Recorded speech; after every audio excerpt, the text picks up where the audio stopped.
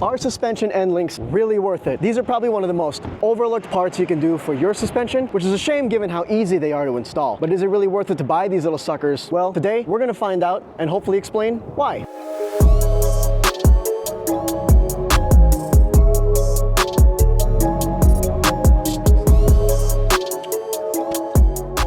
What are end links? Literally a link that sits on the end of your sway bar. One end connects to the sway bar itself, the other end connects to your shock body. It helps keep your sway bar parallel to the road and the control arm, so it has room to move and do whatever it needs to do. If you're running a really low stance and it's forcing your sway bar to sit almost perpendicular with one end of the sway bar touching your control arm, that's not ideal. In just a minute, we're gonna get this thing up in the air. We're gonna take the generic end link that came with our coilover kit off of the car, and we're gonna put our Super Pro Shorty end link on the car, so we can get that sway bar nice and right where it's supposed to be. Right here, we have the stock end link, the standard size end link that came with Super Pro sway bars that we have on my personal BRZ, which you have seen in the previous video, and the Shorty end link we have here that we're going to be installing on the Shop GR86. Now, if you recall in that previous video, we mounted these up to the car. We just took it off for an example. It was running nice and fine, but we were originally going to run the Shorty end links just to maximize the amount of clearance that we could get as much space in there as possible. Not that there's anything wrong with these, because of the inherent design quirk of my specific coilovers, which have that extended shock body for more wheel travel, which a lot of track coilovers do have. So we're actually going to be installing it on the Shop GR86, which has BC coilovers, which don't have that. They're more representative of the more street-friendly coilovers you're probably gonna see 80 to 90% of the time. We're going to hope that these Shorty end links will put the sway bar back to where it's supposed to be for optimal function, give us no clearance issues whatsoever, and just be a much better fit overall.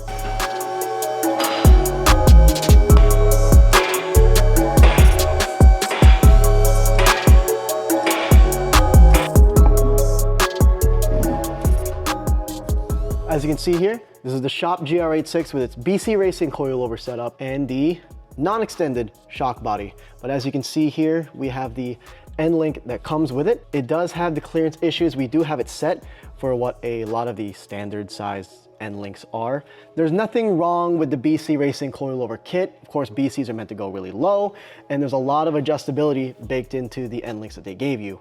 But a lot of the aftermarket end links that are out there won't have this design, won't be as adjustable. So we just have it set at this length as a demonstration of what you might see with your setup. We're gonna swap on the Super Pro end links to see what it could be with the correct length end links. As you can see, we mounted the stock end link for demonstration, and we have 0 inches of anything to work with. So absolutely not ideal if you are doing an aftermarket suspension setup. You want to make sure that you have the proper end links. Either you buy them separate or you get a set that has them as part of the kit to make sure that fitment's all squared away. This is not how your sway bar is supposed to be sitting. So for demonstration purposes, we have the standard length Super Pro end links that came with our sway bar kit that was currently on the BRZ. Took it off there, put it on here just to show. We don't really have clearance issues on the shock body, but we have about 1 inch of clearance here, but it could be better. The Shorty end links will have more adjustment for how low this car is.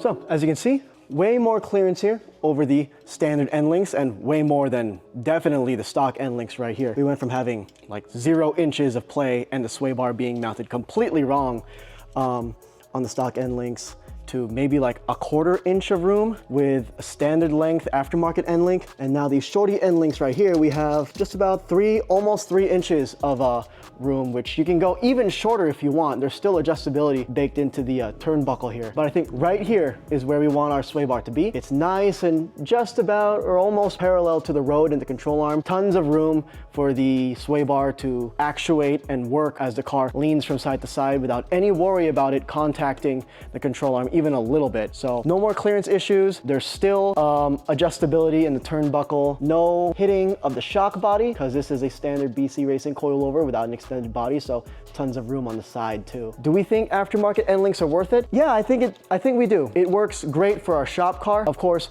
do keep in mind your own setup. It will vary depending on how low you want to go, what coilover kit you have, and if it has that extended shock body or however it's shaped. So be mindful of that before you buy your own aftermarket set.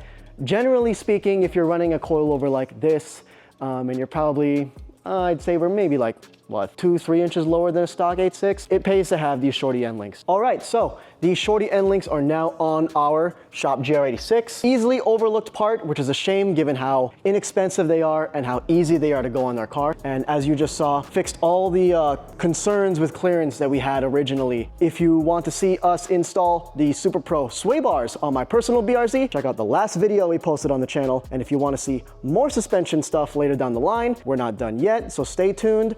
We have more coming down the way. If you have suggestions for what you'd like to see us install and what you'd like to see us talk about, leave a like and a comment below.